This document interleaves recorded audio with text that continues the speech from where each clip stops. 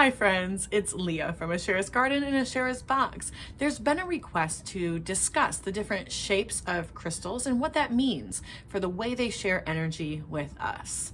So let's begin with something a little simple. This is a beautiful piece of lavender rose quartz. Lavender rose quartz is rose quartz that holds lithium and gives it a little bit of a lavender hue. Some people refer to it as just lavender quartz. So this gorgeous piece here, as you can see, it has a flat bottom and an apex boop, boop, boop, right here at the top. What that means is that this stone is going to draw energy up the shaft of the crystal and focus it right up through that apex or that point. This allows us to direct that energy where we want it to go. So for example, if I am using this to release energy from my heart chakra, it's just a little too active at the moment and I need to tone it down a little bit, I can place the base of this stone right here at my heart chakra and allow that energy to flow through the stone and out that apex. Now, if I want to do that, it might be because the energy in my heart doesn't feel incredibly comfortable right now. If you're doing that, please don't direct it at someone else. There are times when we want to share energy back and forth, but this might not be one of them. So allow that energy to flow maybe into a bubble that you have set up or toward a tree who has agreed to ground that energy for you. All right, so that is one way that we can use points. Something very, very similar is this beautiful piece of quartz. Look how blue that is. I can see you. This particular piece is what we call double terminated. It has points here and points here. This would be a wonderful stone to hold at the heart chakra and share back and forth between yourself and a trusted friend or partner in a way of sharing yourself and receiving their energy. This is also wonderful to simply lay along the central meridian, helping to promote the proper flow of energy up and down that central meridian. I place it here so you can see it, but you can place it anywhere.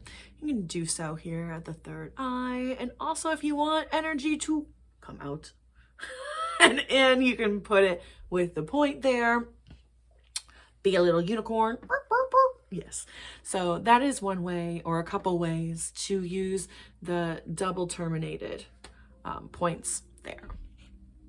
Something very similar, this massage wand. This happens to be ruby infusionite. Gorgeous, beautiful, beautiful piece. You can see that it doesn't really have points at all. It's rounded. That's why we call it a massage wand. We can use it to really get into reflex points, acupuncture or acupressure points to help release tension stored in muscle tissue. With this, as I mentioned, no point. So it does allow energy to flow through the ends, but it does so in a much more soft, rounded, gentle way than with these very pointy apexes. With this, like I said, it really concentrates and pushes it through that apex, kind of like a laser, although there are laser points that are a little different.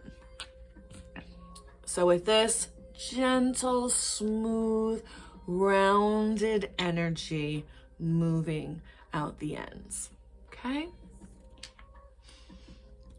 Another common shape is the sphere. This is a gorgeous, can you see? Beautiful, beautiful, beautiful piece of lepidolite mica.